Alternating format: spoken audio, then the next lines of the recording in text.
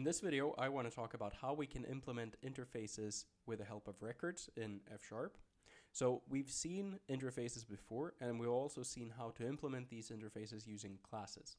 Now, in many object-oriented programming languages, that would be the natural thing to do. You have some interface, and you implement that interface using a class. In the .NET framework, you usually also expose functionality with the help of interfaces, so this is a very common programming approach. In F#, however, we don't really use classes that much. We try to avoid using classes whenever we can because they don't cooperate very well with the functional programming style that we want to follow most of the time. So for that reason, it's a very good thing that we can implement interfaces with records as well, because records are much more aligned with the programming style of F#. So to see how this works, we're going to first define an interface. So I'm going to write type iAnimal. So we're going to make an interface for animals here. And it's only going to have one abstract member. Like that. It's going to be called getSound, and it's going to be a function that takes a unit and returns a string. Like that. Now I want to implement some classes that actually extend this functionality or implement the functionality of iAnimal. The first one of these is going to be a dog record.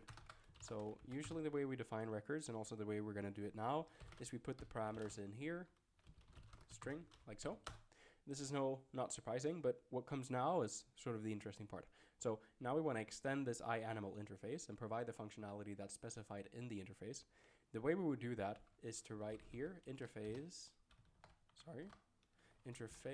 there we go, iAnimal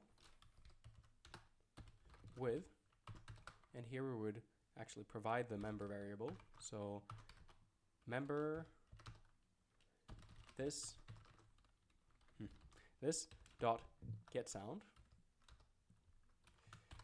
and this would be equal to this dot bark. Okay, like that. Let me just define this to make sure everything is fine. There we go. We now have a record here that is defined, which has an attribute bark, just as we've seen before, but it also extends this interface functionality, and it has this getSound method, which causes us to return the bark sound of the dog, if you will. Let me just, for the sake of completeness, implement one of these for another animal as well. Let's make it for cat, like that. Maybe a cat doesn't bark, but at least it makes some form of sound. So let's just call it sound in this case, and we'll put that in there. Okay, so now I can create a couple instances here. I can create a dog, and I would just do that by saying bark is equal to, and then woof would be my bark sound. And I would create a cat as well, and what I would do here is I would say sound in this case, and that would be, yeah, like that. Okay, let me define all this. You can see that we're doing fine. Let's say I actually wanted to implement this now, or call this getSound function for the animals that I created, just to make sure that the functionality actually works. So let me try and print. And here I would put a string. Now, in this part here, you might expect that I would write something like dog.getSound. Like that. Let me try and execute that, and we'll see what happens. You can see that this doesn't work. So the type dog does not define the field constructor getSound. The reason why this happens is because dog itself doesn't have this type implemented. The type is still defined on the interface level. So this dog, technically speaking, implements the interface and has the capability for calling this method.